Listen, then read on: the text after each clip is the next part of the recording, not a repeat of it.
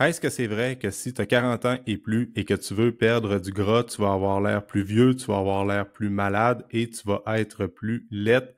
C'est un mythe qui revient souvent chez les gens dans la quarantaine, les gens dans la cinquantaine et même ceux dans la soixantaine. En fait, je me rends compte qu'il y a beaucoup de peurs et de fausses croyances en lien avec la perte de gras passé un certain âge, comme quoi que si on perd du gras, ben on va avoir l'air de vieillir en peu de temps. Fait que c'est comme si on prend un coup de vieux, qu'on a le teint vert, on est tout ridé, on a la peau molle, on dirait qu'on est malade, qu'on a moins d'énergie, on perd notre santé dans le processus. Fait que c'est un mythe que j'entends tellement souvent, ça fait des années que je l'entends, ce mythe-là. En fait, t'as pas besoin d'être dans le monde du fitness pour déjà avoir entendu ça. Fait que j'ai décidé de partager mon point de vue sur ce mythe-là aujourd'hui dans le podcast. En fait, la réponse, c'est que oui, ça peut arriver. Si tu fais une perte de gras malsaine et tout croche et mal encadrée, fait que ça se peut que dans le processus ou à la fin du processus, ben, tu perdes une santé, puis on dirait que tu as pris un coup de vieux, puis que tu as effectivement l'air plus malade. Fait qu'en fait, c'est en faisant une perte de gras malsaine que je me rends compte qu'il y a encore beaucoup de gens aujourd'hui en 2025, malgré toute l'information qu'on a, qui font ça tout croche. Fait que je t'explique comment faire une mauvaise perte de gras qui va faire en sorte que tu vas perdre ta santé dans le processus et tous les effets négatifs que j'ai énumérés plus tôt, ben, ça se peut que tu en ressentes quelques-uns d'entre eux. Fait que, c'est de couper drastiquement les calories.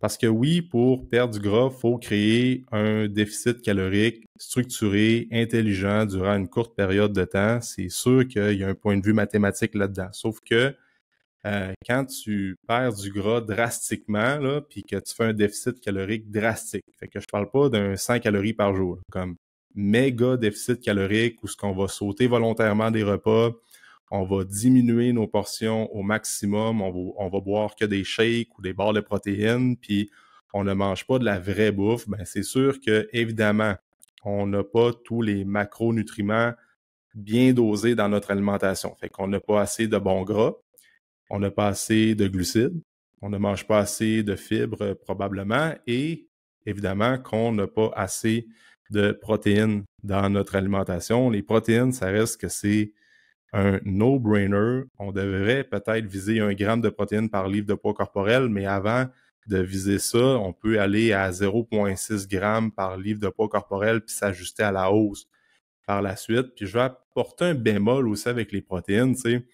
On parle souvent du 1 gramme de protéines par livre de poids corporel. Ça, c'est vraiment les gens qui poussent la machine au gym, qui font vraiment comme beaucoup de volume d'entraînement puis qui ont vraiment des objectifs assez importants. Mais tu sais, il y a une différence entre euh, éviter les carences reliées aux protéines, fait qu'on n'en mange pas.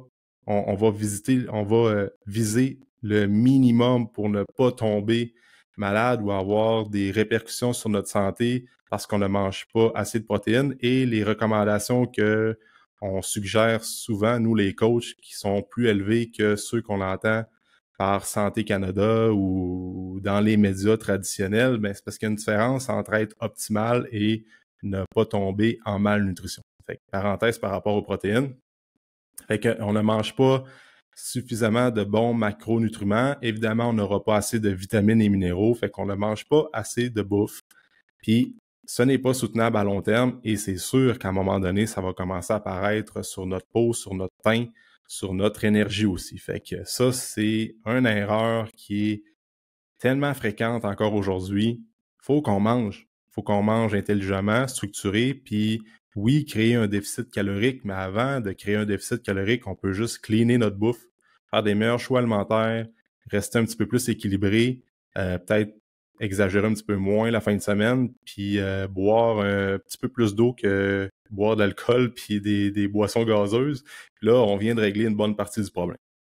Ensuite de ça, c'est qu'on fait des heures et des heures et des heures de cardio, fait qu'on néglige la musculation, fait que c'est sûr qu'on perd du gras, mais on va perdre de la masse musculaire parce que on fait beaucoup de cardio. En plus de ça, ben on ne mange pas assez, on ne mange pas assez de protéines, fait que dans le processus, on sacrifie notre masse musculaire et on veut préserver notre masse musculaire le plus possible. C'est comme notre fournaise qui nous aide. Ça participe à plein de choses au niveau de notre corps. C'est bon pour notre métabolisme, c'est bon pour notre force musculaire, c'est bon pour être capable de pousser la machine au gym, maintenir nos capacités fonctionnelles. Bref, la masse musculaire, on veut la garder le plus possible. Fait que c'est sûr que si on fait beaucoup de cardio, pas beaucoup de muscu, combiné avec une alimentation faible en calories et faible en protéines par le fait même, ben ça aussi, ça va faire en sorte que ça va paraître sur notre corps. Fait qu'on perd beaucoup de gras, on sacrifie beaucoup de masse musculaire aussi là-dedans. Puis au final, on a quand même la même composition corporelle parce que on perd du gras, mais on perd du muscle. Fait que tu sais, on n'est pas plus en shape, on a l'air un peu plus fragile à la limite parce qu'on a sacrifié de la masse musculaire. Ensuite de ça, ben, le fait de perdre du gras, ça cause un stress sur notre corps. Fait qu'il faut le considérer aussi que perdre du gras pendant une période de temps, 6, 8, 10, 12 mois, mettons, ben, c'est sûr que c'est un stress qu'on impose à notre organisme. Fait qu'il faut être capable de le reconnaître, il faut être capable de le supporter, soit par différents suppléments ou avec, ben, surtout avec une approche structurée et intelligente avec le volume d'entraînement. Puis avec l'alimentation aussi, fait que le volet stress, il y a le volet sommeil aussi qu'il faut adresser, avoir une bonne routine de sommeil pour avoir un bon sommeil réparateur. Ça aussi, si on dort tout croche, mais ça va paraître sur notre énergie, ça va paraître dans notre visage, on va avoir les yeux creux, on va avoir l'air plus fatigué. Puis après ça, d'adresser la digestion, parce que c'est sûr que souvent, il faut regarder côté digestif comment ça va, puis regardez aussi toutes les autres habitudes de vie, parler un peu de mindset, s'assurer qu'on est en ligne avec l'objectif, qu'on est vraiment, qu'on sait ce qu'on doit faire, puis que ça nous tient vraiment à cœur, puis qu'on le fait pour les bonnes raisons.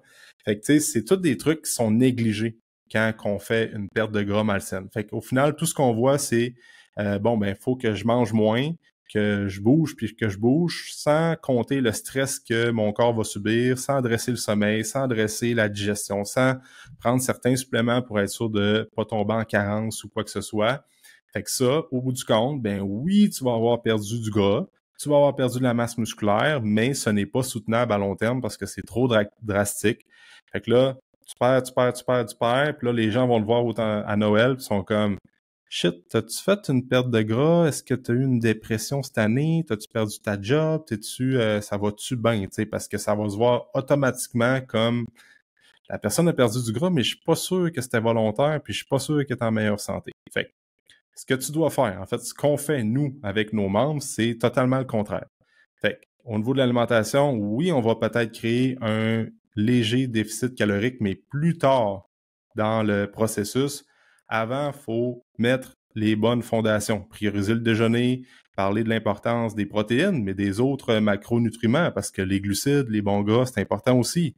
S'assurer qu'on mange suffisamment, qu'on mange lentement, qu'on favorise notre digestion, qu'on porte attention aux aliments qu'on aime moins, qu'on digère bien, qu'on digère moins bien. Fait que mettre une bonne structure pour la bouffe, puis que la famille est capable de suivre le pas là-dedans, puis qu'on est capable de maintenir à long terme. Parce que l'affaire avec l'alimentation, c'est qu'il faut que tu te poses des questions. La façon que je mange aujourd'hui, est-ce que je me vois manger comme ça dans 5 ans? Si c'est non, parce que c'est trop intense, c'est trop drastique, il faut que tu changes de quoi tout de suite. Si c'est oui, ben tant mieux, t'es bien parti. Ensuite de ça, avec l'entraînement, le cardio, c'est vrai que c'est important parce que ça va nous aider à brûler des calories, ça va nous aider à brûler du gras, c'est bon pour notre santé cardiovasculaire, ça nous aide à métaboliser des graisses. Mais la muscu l'est encore, ben, est autant importante. Puis dans mon livre à moi, est encore plus importante que le cardio à un certain point. Là, j'aime bien mixer les deux. Mais la musculation, c'est un no-brainer. Plus tu avances en âge, plus tu devrais faire de la muscu pour préserver tes capacités fonctionnelles, préserver ta masse musculaire, look good aussi dans la cinquantaine, dans la soixantaine. C'est sûr, ça va paraître sur ta shape. Puis tu vas être capable d'accomplir tout ce que tu fais depuis des années, depuis que tu es tout petit, mais tu vas être capable de maintenir ces capacités-là. Tu vas être capable d'aller courir avec les enfants ou même d'aller faire un jogging par toi-même parce que tu restes actif puis tu entretiens tes muscles.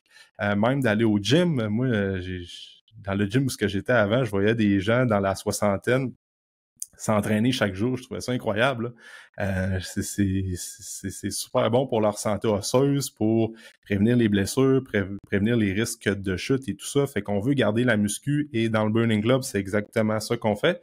Fait qu'une plug bien assumée. Fait que c'est un mix cardio, un mix muscu, puis la belle synergie entre les deux, je pense que c'est vraiment un entraînement qui est super polyvalent, que les gens dans la quarantaine en montant vont adhérer à ça. Il n'y a pas trop d'impact, il n'y a pas d'haltérophilie, il n'y a pas de gymnastique, on prévient beaucoup les blessures, il y a beaucoup de muscu, il y a du cardio là-dedans. Fait que pour la longévité, c'est l'idéal.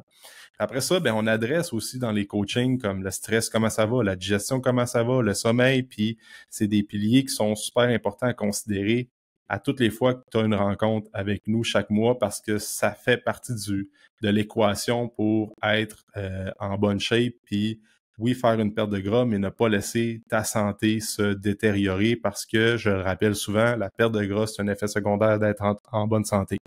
Fait que quand tu fais des choses pour être en bonne santé, tu vas perdre du gras, puis là, quand tu fais ça de la bonne manière, tu vas voir ta famille, tu vas voir tes proches au party de Noël, puis ils sont comme « Oh shit, que t'as l'air bien ». Tu n'auras pas un genre de commentaire comme « T'as perdu du poids, là? » On est comme hésitant, on est comme pas trop sûr. Tu vas voir automatiquement un switch dans le langage des autres. Ils sont comme « Il me semble que t'as l'air en forme. T'as l'air en bonne santé. On dirait que ça va bien tes affaires, puis t'es comme plus rayonnant, t'es plus rayonnante, t'as l'air vraiment plus assumé, t'as une meilleure posture, ça paraît sur ta confiance, ça paraît sur l'énergie que tu dégages. Quand tu rentres dans la pièce, ça paraît, t'as pas l'air d'avoir les yeux creux, t'as un beau teint parce que tu manges bien, tu restes hydraté, tu dors bien, fait que c'est ça qu'on veut au final. Fait que pour closer ce mythe-là, en fait, c'est normal que c'est présent dans le monde de la perte de gras parce qu'il y a encore tellement de monde qui font ça tout croche. Puis c'est sûr que là, bon, ben, tu vois quelqu'un dans ton entourage qui a fait une perte de gras tout croche, mais là, ça te met des fausses croyances dans ta tête. T'es comme, ben oui, mais quand tu perds du gras, t'as l'air un peu malade, puis on dirait que t'es en moins bonne santé. Mais je pense que c'est un peu la vieille façon de le voir, puis c'est comme la vieille manière de fonctionner en lien avec la perte de gras, qu'on coupe les calories, puis on fait des genres de weight loss ou bien des pertes de gras à la hypergang, ou bien... Fait que tu sais, on veut pas ça. On veut juste que ça prenne le temps, puis ça soit soutenable sur le long terme, puis qu'on stick to it. Fait que c'est exactement comme ça que nous, on voit la perte de gras. C'est comme on va t'aider à perdre du gras, à faire une recomposition corporelle, mais à surtout gagner une santé, gagner en énergie, en vitalité, augmenter ta libido, augmenter tout ce que tu trouves qui va moins bien depuis que tu as accumulé du gras dans les dernières années. Puis c'est pas de ta faute. Parfois, c'est juste concours de circonstances, mais tu sais, il faut juste enlever les tabous en lien avec la perte de gras, puis c'est un objectif comme un autre, puis c'est bien correct, puis il faut l'adresser, puis quand tu fais ça de la bonne manière, ben tu vas y arriver plus rapidement à ta perte de gras, puis il y a un processus aussi pour la maintenir, ta perte de gras, puis après ça, d'avoir d'autres objectifs. Parce que l'affaire avec la perte de gras, c'est que c'est un objectif temporaire. Si ça fait 20 ans que tu t'entraînes, ça fait 20 ans que tu fréquentes des gyms, tu fréquentes des cours de groupe ou whatever, puis ça fait 20 ans que tu es en perte de gras, probablement que tu n'as pas encore trouvé la bonne structure ou la bonne approche. Parce que c'est pas supposé d'être toujours ça ton objectif, la perte de gras. Il y a d'autres affaires reliées avec l'entraînement, il y a bien d'autres objectifs qu'on est capable de trouver et pas juste toujours être en perte de gras. En fait, moi, c'est pas ma vision que j'ai de l'entraînement, c'est qu'il y a tellement d'autres bienfaits reliés à l'entraînement que je trouve ça inconcevable de juste tout le temps être en perte de gras puis d'associer le gym ou les entraînements en muscu ou bien le fait de s'entraîner en groupe ou de courir ou de faire du sport à « je veux perdre du gras ». Fait que c'était mon point de vue sur ce mythe-là. J'espère que ça peut t'éclairer. Si tu as des questions, ben t'hésites pas. Tu écris avec moi directement sur Instagram. Tu reach out sur toutes les plateformes qu'on a. Ça va me faire plaisir de t'offrir un 30 minutes de consultation pour voir est-ce que le Burning Club peut être un bon fit pour toi, puis est-ce qu'on peut t'aider dans l'atteinte de tes objectifs. Fait que hésite surtout pas. Attends pas avant de commencer. Attends pas à remettre ça en janvier ou à rentrer 2038, là. Le meilleur moment pour commencer, c'est là où à la limite, c'était hier. OK? Fait que prends action. C'est vrai que la motivation, tu l'auras peut-être pas au début tant que ça, mais la motivation va venir quand tu vas prendre l'action, tu vas rentrer ça dans ta routine et là, tu vas avoir des résultats. Et là, ça va te donner le goût de continuer. C'est là que la motivation intrinsèque rentre en ligne de compte. C'est que tu appliques un système, tu appliques des actions qui t'amènent de quoi de positif dans ta vie. Fait que, tu sais, des fois, on est comme motivé, on va travailler tous les jours, mais on n'est pas motivé à aller travailler tous les jours, mais on y va pareil parce que il y a un outcome de ça. On est capable de, vivre, se payer notre loyer, se payer des bons soupers au resto. Fait que, tu sais, c'est un peu ça avec l'entraînement, c'est qu'il faut le voir un peu comme une paye, il faut que tu travailles pour avoir ta paye, pour après ça, avoir des bienfaits sur ta santé, sur ton comment est-ce que tu agis dans la vie de tous les jours, comment est-ce que tu te sens, comment est-ce que tu te sens mieux dans ton corps, tu te sens mieux dans ta tête, dans tes relations et tout ça. Fait que that's it pour le podcast de cette semaine. On n'oublie pas, on laisse un 5 étoiles Spotify, Apple, on s'abonne à la chaîne YouTube et nous autres, on se dit dans un prochain épisode. Ciao!